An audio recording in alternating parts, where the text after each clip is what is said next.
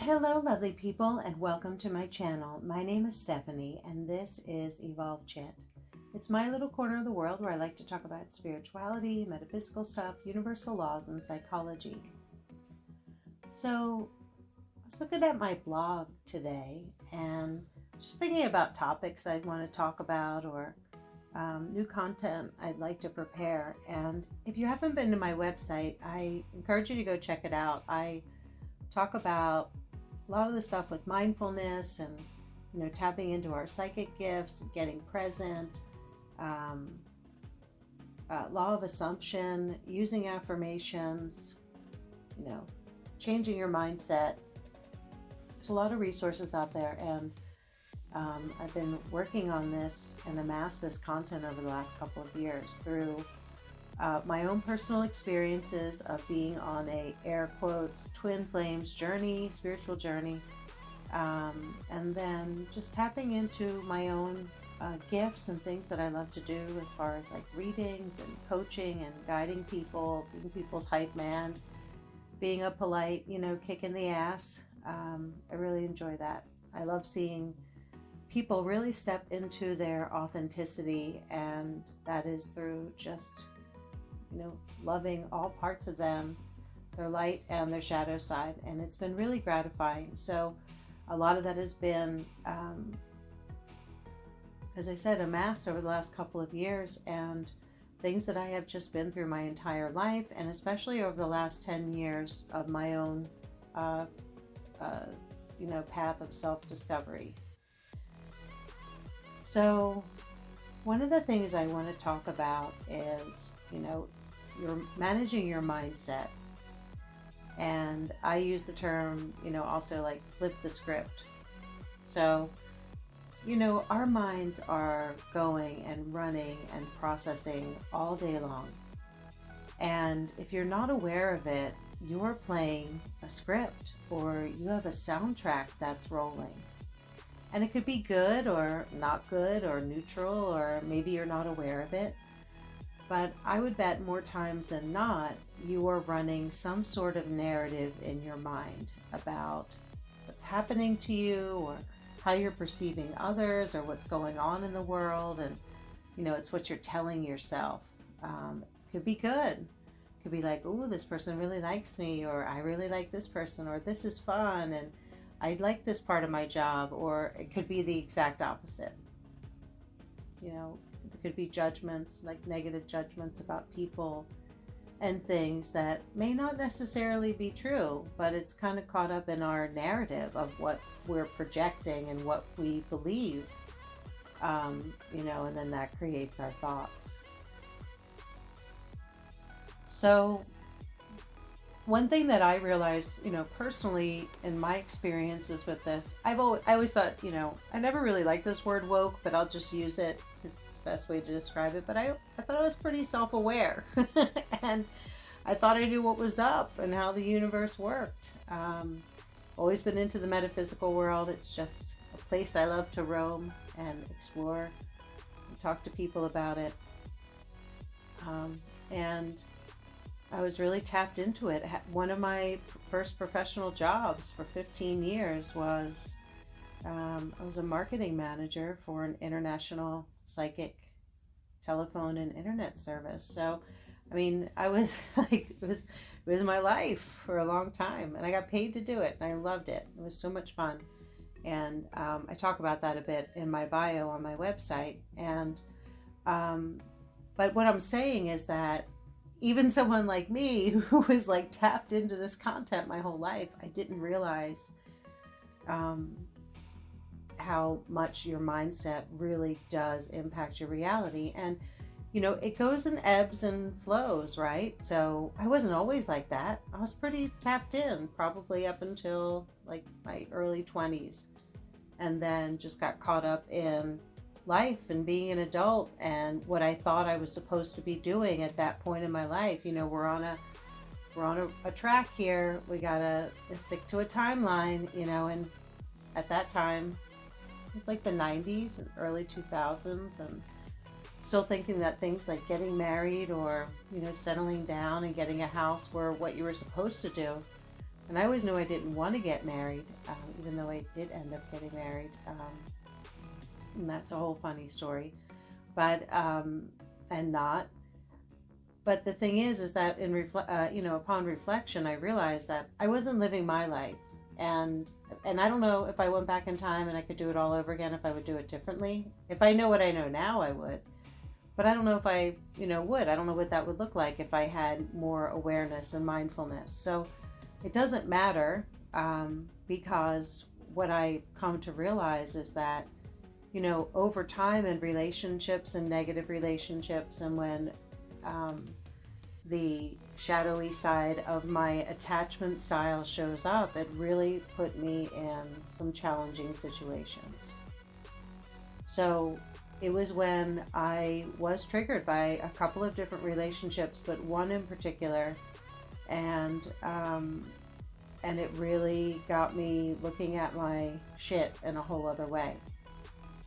And it's something that, even though I've been kind of like in this spin cycle, and I found too, a lot of people that I have, talked to and coached or whatever, or read for, this is something that's happened to them too. They can reflect upon it and see the pattern in some way in their relationship, sometimes more pronounced, sometimes a little less pronounced, but often present.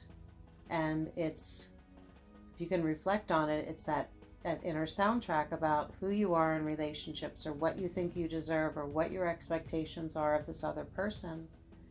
And for me, that was a projection on top of the fact that he had his own challenges. So, but in this process, I learned, like, wow, I see how I show up, not with all men in relationships. That's usually romantic relationships for me. But it's certain relationships, and it's very interesting. And I can kind of see, for me, what it was is that I was seeking that validation and of who I am. When I realized, I'm like, why do I give a shit what they think of me? Now that I look back on it, I'm like, what? No. The people whose opinions that matter, I know who they are and who that is. And that's me, first and foremost. And for you, that is you. So it's really about, what do you want to experience in this life? And how are you showing up for it? And it's really thinking about, sometimes taking a honest look at ourselves and being like, maybe I was the toxic one in that situation. I can think of a few times I was. I could certainly think back on some situations where I'm like, cringing.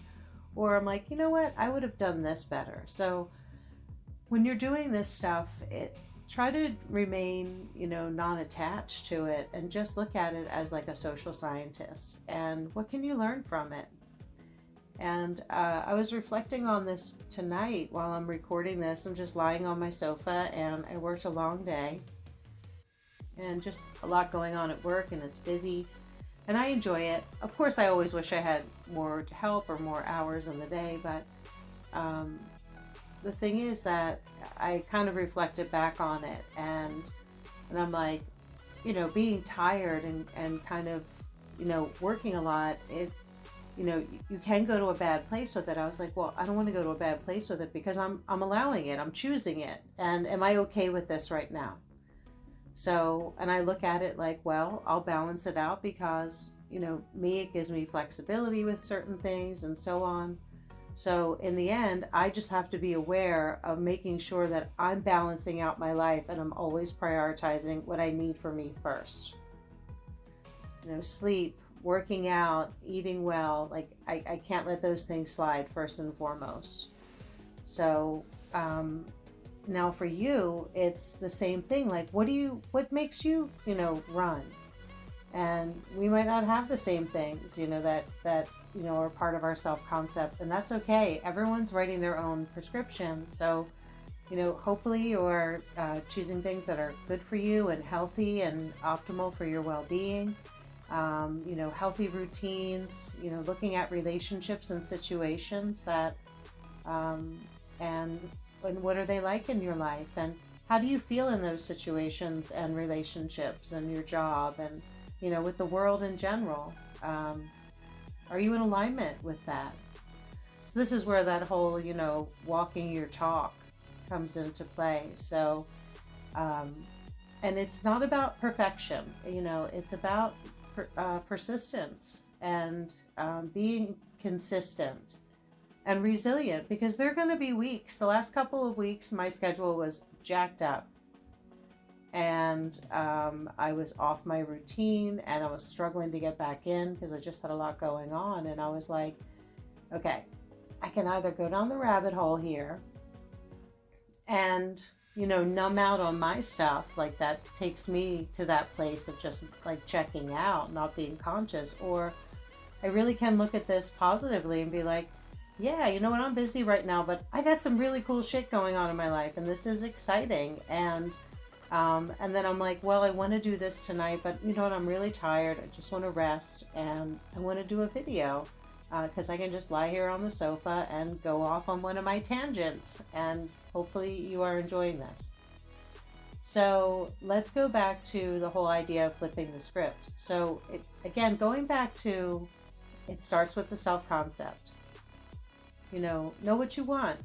And sometimes even when you don't know what you want and you're emotional, you can just be like, everything's always working out for me. That's like abracadabra, So for me, that's a good one. Like, when I have something and I can't get clear, maybe I have an emotion, I'm like, it's going to be all right because everything's always working out for me. And it kind of brings you down a little bit. Like, it brings down the energy level to a more balanced way, if it's erratic. Find something for you. It could be like saying abracadabra or singing a song lyric or something. Like, find what works for you and what you kind of slip into. Maybe it's even just like making a silly face or a voice or imitating something that makes you laugh, or watching cat videos. But, sometimes like you just need like an affirmation to, to help bring you into that. It's like a method of self-soothing. So, so when you recognize this and you see that you're going to a bad place, so if you do have techniques that you're using to kind of help you rewire your, subconscious mind, and everything, there are things that you can put on a loop. I really recommend the Think Up app, because it puts you in control of what's being said, and it puts you in control of what you want to say. So the Think Up app, I'm pretty sure it's still free. Like, you can get like a limited version for free, or you can pay, I think I paid like $20 a couple of years ago for like a lifetime membership, and I can record unlimited affirmations and also put background music behind it. And I think there's other features. So, but anyway, that was really helpful for me when I was really starting to get into this. And I'll do it for a while. Like, I'll saturate myself with my sleep, and then I'll stop for a while, and then I'll create new ones. So when I feel like I'm kind of working through something, or I'm having an epiphany and I want to reinforce a mindset or something that I'm kind of stepping into as far as a belief, and kind of managing past beliefs, I'll record stuff. So I recommend the Think Up app. Some people like to write them out, and hey, if that works for you, go for it. I tried it, and I just hated having all the notebook paper around. That was like really annoying. So maybe if you can do it on your, like, an iPad or something, or a tablet, and this way you can, use like pretty colors and have fun with it. But there's different techniques, like, writing it out 55 times a day for 5 days or something like that. I honestly never got past 3 because I couldn't do it. But it was really helpful to get clear on it and what I wanted, but also it helped me write something succinct. And again, something specific for me. So one thing that I would do with affirmations too is I would whittle them down into like an acronym. So I would identify what my things are, what I'm focusing on, and then I would take like the first letter of each thing and I would, circle it and I would make a word out of it, even if it was gibberish. And I would just say that as like my affirmation. So I definitely recommend checking out different techniques that work for you. I tried a lot. Like, I've been doing this for a while and tried a lot of different things. And the one thing was writing it down. And I would write it down on a marker board so I could erase it and like think about it. And then I would be clear on what I wanted. Like, okay. And then I knew my truth. And when stuff would come up that was counter, I would be like, well, it's all right. Sometimes stuff goes sideways, but this is my truth. This is still who I am. I still get a good night's sleep. One thing for me is about well-being. I get a good night's sleep. I take care of my skin. I take care of my health. All those things that are important to me in like that way. Because in a way that's parenting yourself. So, and nurturing yourself and giving you those basics of self-care. And it's so important to really nurture and parent yourself in that way. So you will think about the things that are important to you. I encourage you to check out, like if you need some help, again, you can check out my blog. There's a lot of content out there with ideas on how to do this stuff and different affirmations. And my website, go to the Get Started page and you can download the 7-Day Mindset Reset, which is a free ebook. And it'll just have you getting clear on your self-concept. So I think this is a good place to end this rant tonight, but this was a lot of fun. I'm glad I could share this topic. It's a good one. It's an important one, especially if you're fresh to all of this and you're ingesting all of these resources. I'm telling you, this is the stuff that they're all talking about, and it's all out here. So check it out and, put it to good use. So start conspiring for your good. So I'd like to remind you that you are loved, you are worthy, and you are necessary. So step into your power. And until next time, I'm sending you lots of love and good vibes for your journey. Bye.